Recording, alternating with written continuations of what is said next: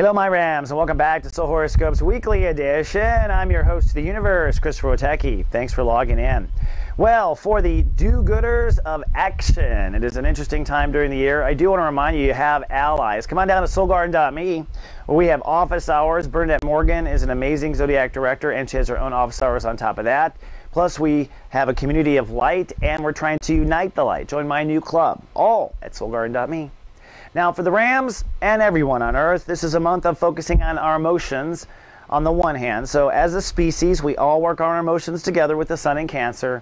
Then as a race, the Rams, you are also working on your self-nurturing.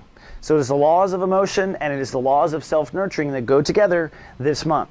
Now, in the first week, we are working on identifying emotional contexts that don't serve us. In other words, do you walk in still as the baby in the family? Do you still walk into the situation as a victim? Do you walk in as the one who has to take control, otherwise it will turn into a mess? Those are emotional prejudices. And then secondly, how do you emotionally respond? Do you always respond as a victim? Do you always respond as the hero? I don't listen to your own pain. Identifying those was the first chapter. The second chapter, last week, we were shopping for a new context to live in. And it was kind of a bumpy week. We had a national holiday in the middle of it. Certainly weird, but all with one purpose. Where do I belong inside of me emotionally? What does it take to make me feel good about me emotionally? This week, we're going to actually try on one of these emotional hats. And we're moving into the master realm of emotion. The master realm is the realm where we live in our emotional shui. This is where we live in the sea of uncertainty. And really, masters on the planet live in their emotional state of awareness because it's kind of the best awareness in which to drive everything, but it's so tricky living in it. All right? And even if you want to be a master or not, everyone has got to be on top of their emotions. Otherwise, as you know, they can undo you.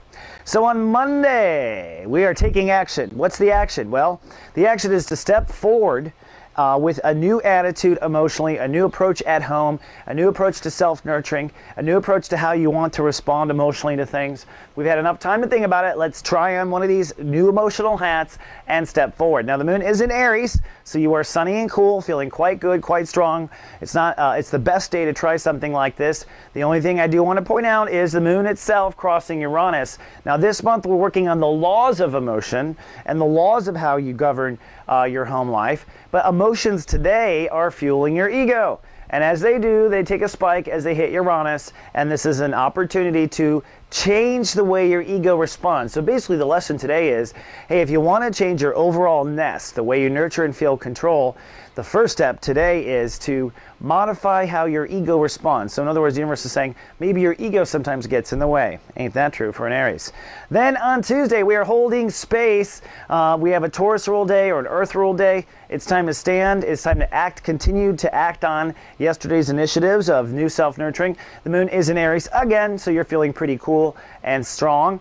Now this does begin a multi-day opposition between Mars in Libra and Uranus in Aries, which means as we finish up your emotional mastery of taking care of yourself and having the right home and family or nest, you're also tug-of-warring between a bursting new ego, a new reason to be alive, a new reason to be strong, a new reason to be an Aries represented by Uranus, and you stepping forward with marital plans.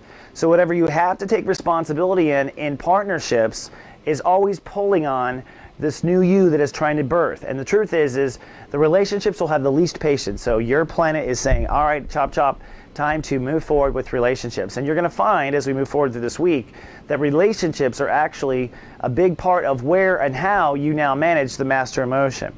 Now, moving to Wednesday, we've got a Yod, and the moon rolls a day. So the moon is in Aries for most of the day. It shifts into Taurus later at the conclusion, depending on where you live on the Earth. So you're still feeling strong. And we're stepping into this new emotional boat. For you, emotional boat is how you take care of yourself and how you are predispositioned to respond or not respond to any type of wave that comes your way on planet Earth. This Yod runs between the moon in Aries, Neptune up in your subconscious, and over to what?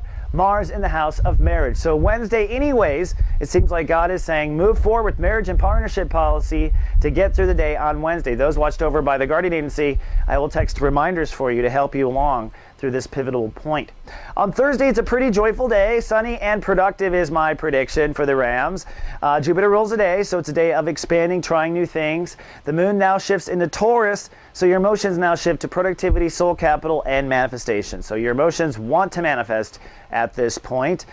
It's time to try new approaches. So now that you're in your emotional boat of winging it and this new idea and philosophy of how you're going to self-nurture and how you're going to emotionally respond, well, Thursday is a day to try new emotional directions. You might have some things thrown your way out of the ordinary, and you might find that you have to nurture or apply this new idea in new ways. So take advantage of Jupiter. Now we're also starting to resolve fears between the Sun in Cancer and Saturn in Libra. So again, Saturn in Libra, relationships, marriage.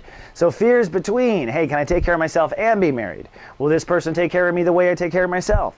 Those are all examples of fears that start to get worked out for the next 10 days. Then we get to Friday. Friday actually is a Uranus rule day. So there's going to be some emotional breakdown. Things won't go emotionally exactly the way you had hoped.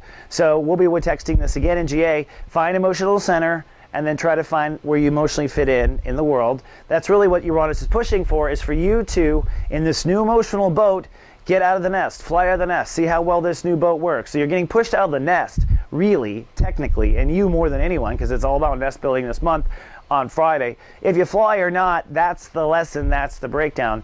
The moon in Taurus means you're really concerned emotionally with productivity, value, and money. So the nest might be for you jumping out to a new job or a new way of making money, but the lesson in the background, of course, is how you self-nurture and how you emotionally respond to obstacles in life. Then on Saturday, it's breakthrough. If you didn't yesterday, you will today. Mercury rules today. We sharpen up a bit, and so we can think through. This is a day of thinking through this emotional policy. Is it working the way I'm building my nest, the way I'm building my take care of self policy? Don't forget the take care of self policy. Every time you have some sort of a ripple out there in the world, there's got to be a part of you that comes to the rescue and is your own hero. So that part is also a part you need to be checking on Saturday. I do believe we'll have a breakthrough. And as the day progresses, it gets cloudier because the moon emotions shift into Gemini. And so you begin to intellectualize your emotions and not feel so heavy about them with the moon in Taurus. So Saturday is a breakthrough day, and hopefully one of great manifestation if you get clarity. Then comes Sunday. It's Love Fest Day, the most loving day of the month. The day we always say, tell everyone you love that you love them. We'll try to do that in the garden on Sunday, so come on down if you're feeling lonely on Sunday, or even not lonely, come on down and love it up. But it's a day where the moon crosses Venus, and so the moon now with Jupiter, Venus, now hitting Venus, the universe is opening or inviting you to open up to new ideas, to open up to new conversation, to receive ideas and intellect, to allow something to affect you besides just your totalitarian control. All right? That's where the love is. And see, through this opening up your emotions and mind to new ideas, you're going to lead to more love, says Jupiter and Venus. So to open up to new possibilities just in your mind, that's where the filter system is. It says here with Venus, you're going to find that fortune can come, and hopefully on Sunday you're starting to feel that. And of course, all of this opening up to fortune or opening up to love, what does it lead to? It leads to a nicer nest, and it leads to nicer self-nurturing. All right, Rams, that's all I got for your 7-day forecast, but I'll be back in 7 more. Until then, live, love, be.